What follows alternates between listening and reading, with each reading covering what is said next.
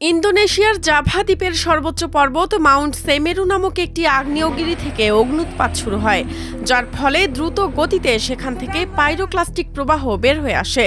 British গণমাধ্যম the guardian থেকে পাওয়া তথ্য মতে চূড়া থেকে 2 কিলোমিটার উঁচু পর্যন্ত ছাই ও ধোঁয়া উড়তে দেখা যায়। 19 নভেম্বর বুধবারের এই অগ্ন্যুৎপাতে বিশাল ধোঁয়া একটি সেতুকে গ্রাস করে ও আশপাশের গ্রামাঞ্চলে ছড়িয়ে পড়ে। ইন্দোনেশিয়ার আগ্নেয়গিরি সংস্থার ভিডিওতে দেখা গেছে আগ্নেয়গিরি থেকে বিশাল ছাইয়ের মেঘ বেরিয়ে আসছে। ইন্দোনেশিয়ার আগ্নেয়গিরি পর্যবেক্ষণ কর্মকর্তা মুগদাস সোফিয়ানের লিখিত প্রতিবেদন অনুসারে স্থানীয় সময় বিকাল 4টার দিকে অগ্ন্যুৎপাত শুরু হয়। স্থানীয় কর্মকর্তারা জানিয়েছেন, বুধবার জাভা দ্বীপের সেমেরুতে সর্বোচ্চ সতর্কতা জারি করা হয়। সংবাদ সংস্থা রয়টার্স জানায়, এর ফলে 900 জনেরও বেশি লোককে সরিয়ে নেওয়া হয়। সেমেরু জাতীয় উদ্যানের একজন কর্মকর্তা সেপ্টি ওয়ার্ধানি বলেন, পর্বতারোহীরা আগ্নেয়গিরির পাদদেশে প্রায় 6.4 কিলোমিটার দূরে একটি হ্রদের ধারে ক্যাম্পিং এলাকায় রাতভর আটকে ছিলেন।